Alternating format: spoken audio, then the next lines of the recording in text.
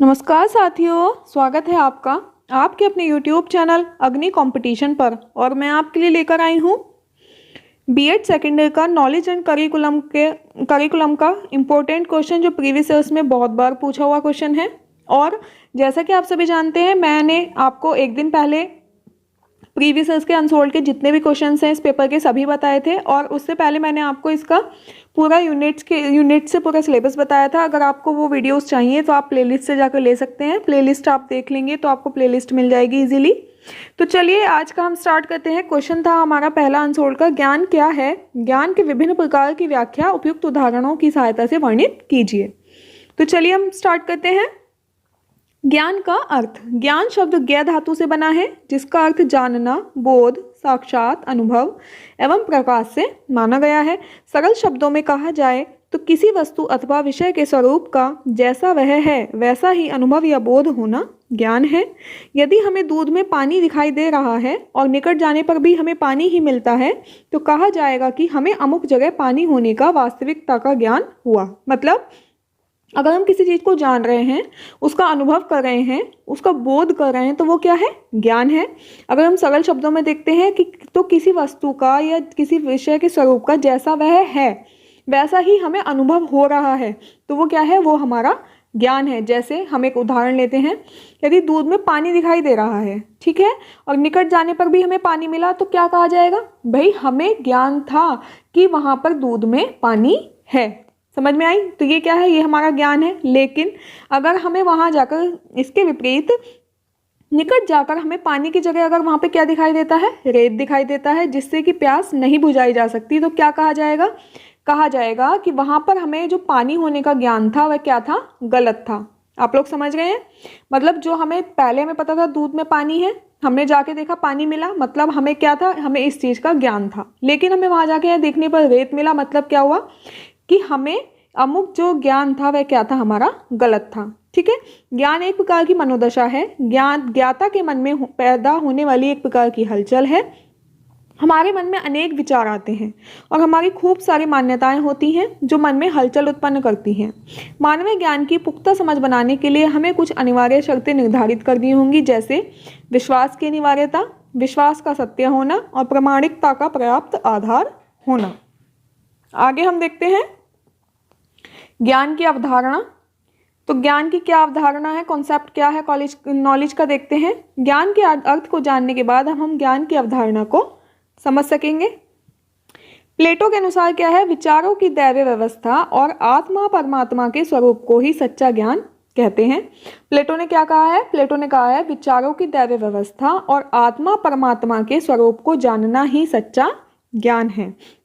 प्लेटो की परिभाषा के आधार पर विद्वानों ने ज्ञान को मात्र अनुभव तक ही सीमित नहीं माना, क्योंकि अनुभव में कई संदेह, अस्पष्टता तथा अनिश्चितता घुली मिली रहती है। अनुभव में से ज्ञान को पृथक करने के लिए उन्होंने कसौटियां बनाई, जिन पर परखने के बाद अनुभव को ज्ञान रूप में स्वीकार किया जा सकता है। इसे हम सरल रूप में कैसे समझेंगे, देखिएगा।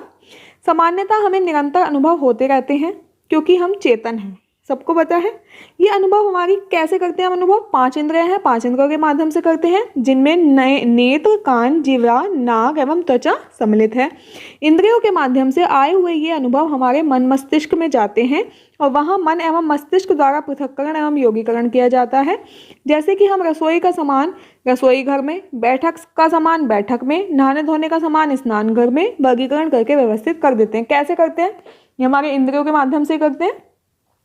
यदि ये सब सामान हम बाजार से एक साथ ही लाते हैं, ठीक इसी तरह हमारे मन मस्तिष्क में बहुत सारे अनुभव इंद्रियों के माध्यम से बाहर आते हैं और उन्हें व्यवस्थित कर देते हैं। अब आपको समझ में आई होगी कि हम दुकान पे गए हैं, वहाँ से हम खाने का सामान भी खरीद रहे हैं, नहाने का सामान भी खरीद रहे हैं और कपड़े भी खरीद रहे हैं, लेकिन घर आकर क्या हम सबको एक ही साथ रख देंगे? क्या हम सबको बाथरूम में रख देंगे? नहीं ना, हम सबको किचन में रखेंगे। हम जहाँ जिसकी जगह है हम वहाँ उस सामान को वहीं पे वर्गीकृत करके रख देंगे। क्यों? क्योंकि इन सब चीज़ों का क्या है? हमें ज्ञान है। हमारे मन मस्तिष्क में बहुत सारे ऐसे अनुभव हैं जो इंद्रियों के माध्यम से हमें बाहर आते हैं और हम उन्हें व्यवस्थित कर देते हैं। आगे देखेंगे, किंतु मन मस्तिष्क द्वारा ऐसा करने में कुछ नया घटित हो जाता है। कारण यह है कि मन मस्तिष्क के पास अपनी अपनी शक्ति होती है और इनका अनुभवों पर लागू होने से अनुभवों का वह रूप नहीं रहता जैसा वह पहले था। इन शक्तियों को हम संयुक्त करने की शक्ति और जटिल बनाने की शक्ति कह सकते हैं। मतलब मन मस्तिष्क में हम हर बार कुछ ना कुछ नया हमें ऐड हो जाता है। ज़रूरी नहीं है कि जितना हमने अभी सोचा हम नेक्स्ट टाइम भी उस चीज़ के लिए बिल्कुल उतना ही सोचेंगे, नहीं, ऐसा हो सकता है हम थोड़ा सा, हमें जो इस बार का अनुभव है हमारा, जो इस बार का ज्ञान है, वो भी उसमें ऐड हो जाएगा और वो जो हमने सोचा उससे कुछ न्यू भी निकल के आ सकता है।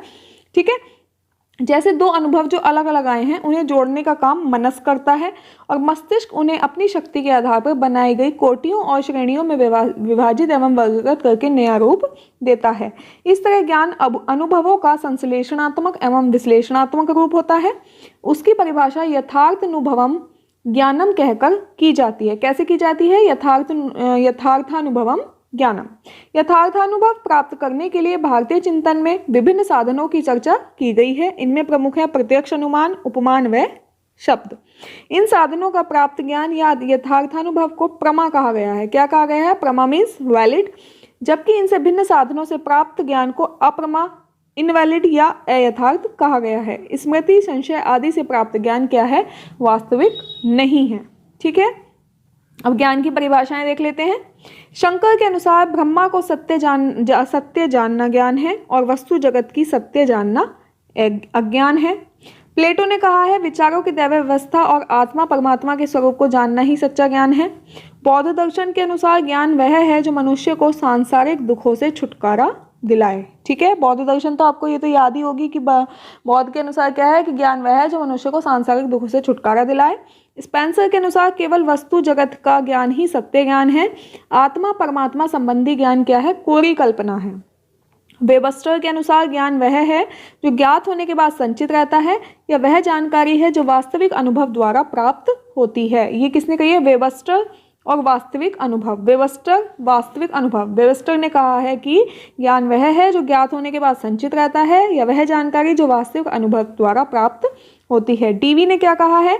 डीवी ने कहा है केवल वही ज्ञान वास्तविक है जो हमारी प्रकृति में संगठित हो गया है, जिससे हम पर्यावरण को अपनी आवश्यकताओं के अनुकूल बनाने में समर्थ हो सके और अपने आदर्शों तथा इच्छाओं को उस स्थिति के अनुकूल बना ले जिसमें कि हम रहते हैं।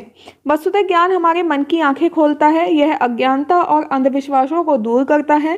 ज्ञान हमारे चरित्र का निर्माण करता है, हमें अनुशासित करता है और हमारे जीवन को सार्थक व सफल बनाता है। उपयुक्त परिभाषाओं से यह स्पष्ट है कि जो दार्शनिक जहाँ तक अनुभूति कर सके उसने उसी को ज्ञान माना है। ठीक है, अभी आपने क्या क्या देखा? ज्ञान देख लिया, ज्ञान की अवधारणा देख ली, ज्ञान की परिभाषाएं देख ली। अब हम देखते हैं ज्ञान की प्रकृति, नेचर ऑफ नॉलेज।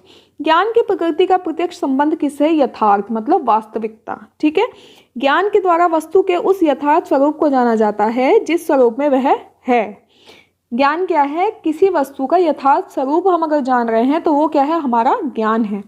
ज्ञान उस सीमा तक यथार्थ रूप में होगा जिस सीमा तक वह उस वस्तु को उसी रूप में प्रस्तुत करता है जिस रूप में वह वस्तु जानी जाती है। यदि ज्ञान प्रकाश में हम उस वस्तु के दर्शन नहीं कर पाते तो यह माना जाता है कि वह इस प्रकार की है, यद्यपि वास्तव में उसका स्वरूप कुछ और ही है। उदाहरण देखेंगे, संसार यथार्थ रूप में मिथ्या है और ब्रह्मा सत्य है। ठीक है, हम क्या मानते हैं कि जो संसार है ये एक झूठ है और जो ब्रह्मा है वो सत्य है। ज्ञान के द्वारा, ज्ञान के अभाव में हम उक्त स्वरूप को न समझकर यह माने हैं कि संसार तो सत्य है और ईश्वर क्या है? मिथ्या है। आप समझ रहे हैं?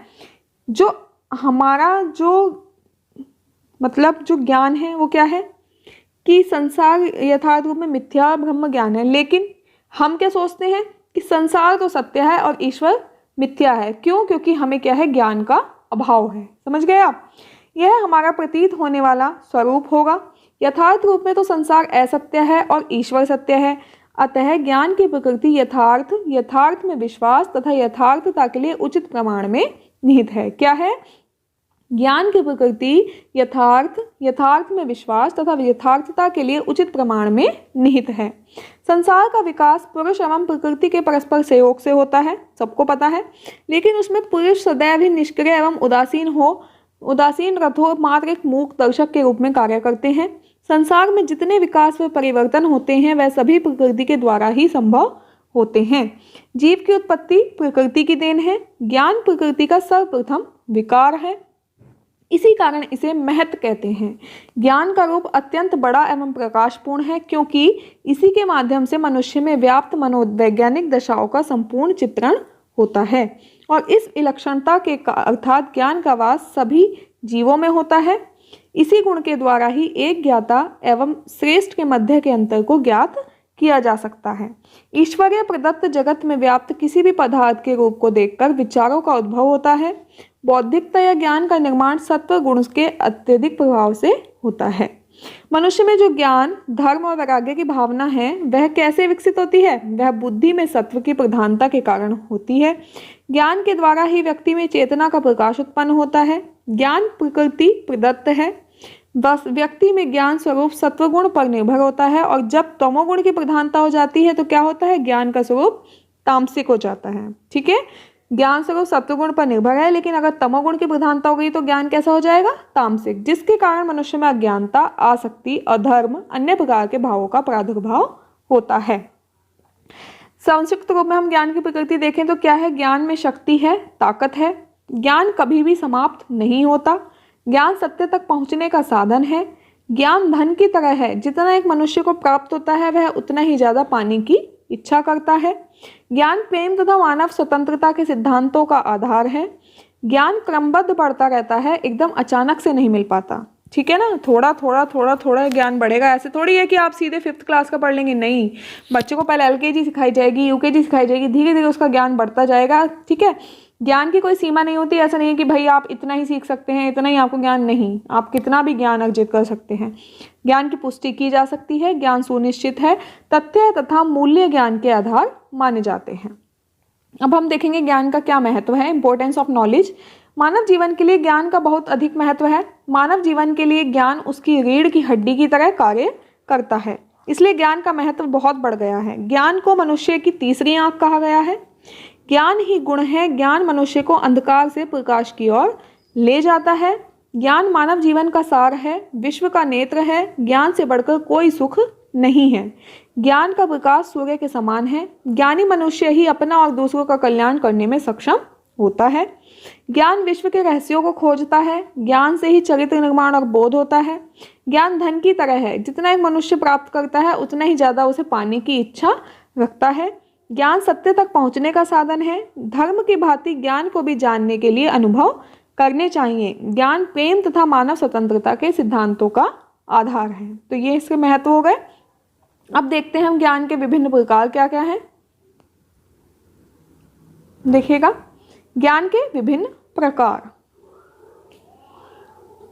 Different forms of knowledge. ज्ञान के विभिन्न प्रकार निम्न है। ठोस और सार, कॉन्क्रीट एंड एब्स्ट्रैक्ट। सारवादी विचारक मानते हैं कि ज्ञान का मूल्य अपने आप में अंतर्निहित है।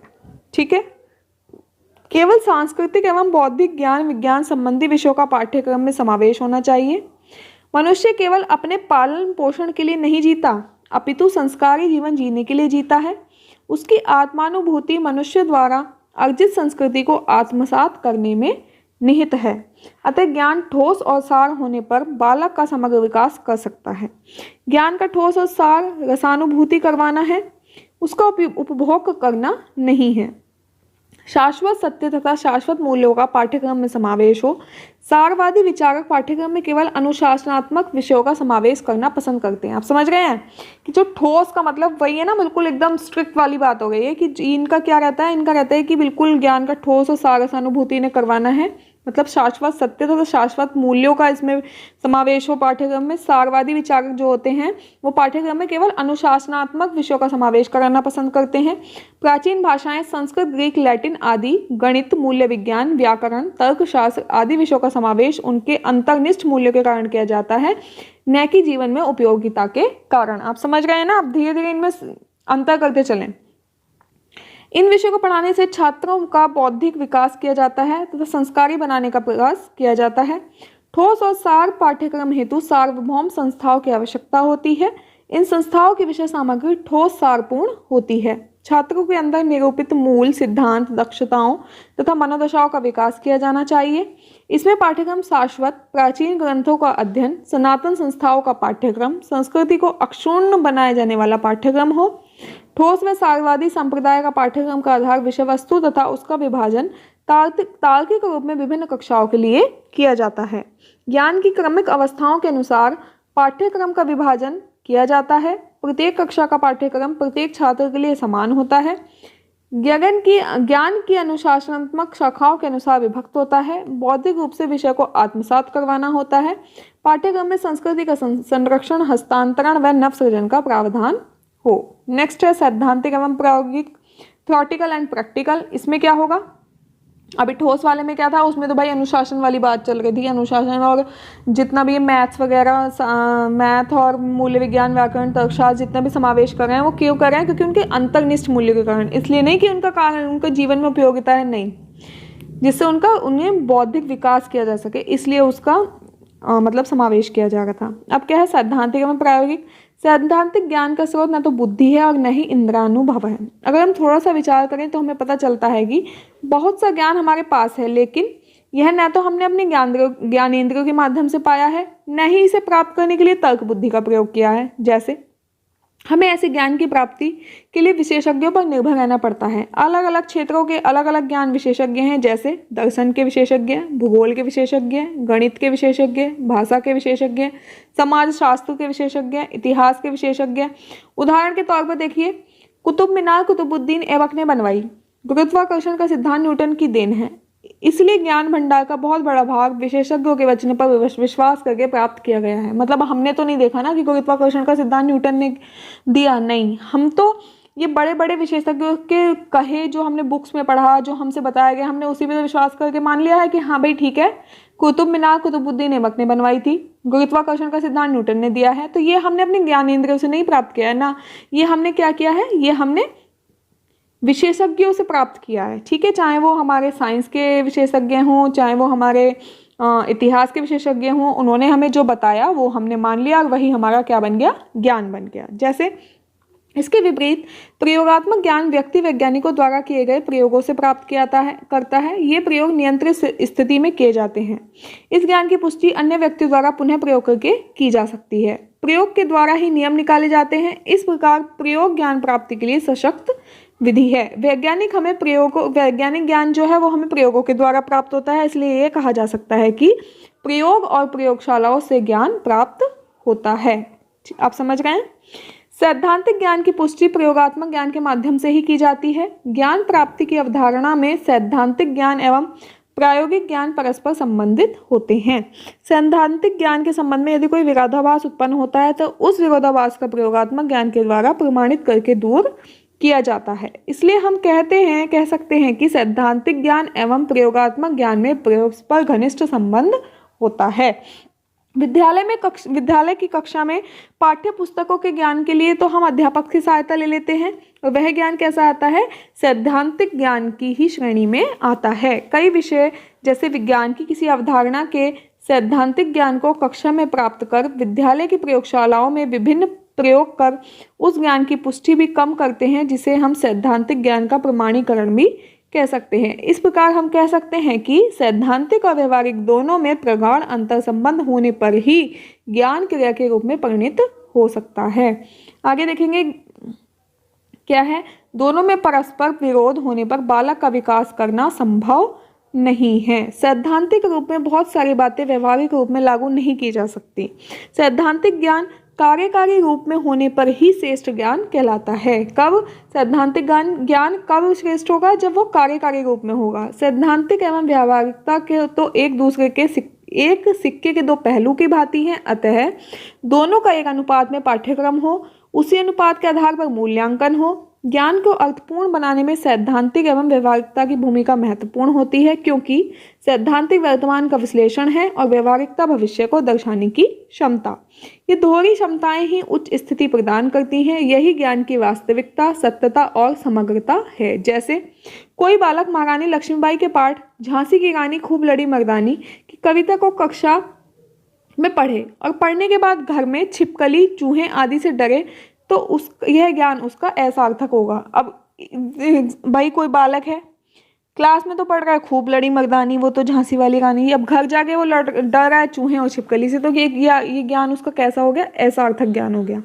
शिक्षा भी उसकी अपूर्ण है क्योंकि उसे ज्ञान तो सैद्धांतिक रूप में है लेकिन वह व्यवहार में उपयोगी नहीं हो सकता। आप समझ रहे हैं क्या बात चल रही थी कि सैद्धांतिक रूप में बहुत सारी बातें जो सिद्धांतिक ज्ञान है और जो व्यवहारिकता है ये एक दूसरे के पहलू की भांति है सिक्के के। मतलब सिद्धांत क्या हुआ यहाँ पे कि लक्ष्मी बाई का आपने पाठ पढ़ा, व्यवहार क्या हुआ छिपकली चूहों से डर गए, मतलब आपका ये मैच नहीं हो रहा है। क्यों? क्योंकि उसे सैद्धांतिक रूप से तो ज्ञान मिल गया है लेकिन व्यवहार में वह उपयोगी नहीं है। जिस ज्ञान की क्रियान्विति नहीं हो वह ज्ञान सर्वांगीण विकास करने में भी सक्षम नहीं हो सकता। बालक को पाठ तो नैतिक मूल्यों का पढ़ाया और ज्ञान भी उसे हुआ लेकिन व्यवहार में वह बस वाले को किराया नहीं देता, तो फिर उस ज्ञान की सैद्धांतिकता और व्यवहारिकता में अंतर हुआ। अब आप समझ गए। तो ये था हमारा आज का क्वेश्चन और उसका आंसर।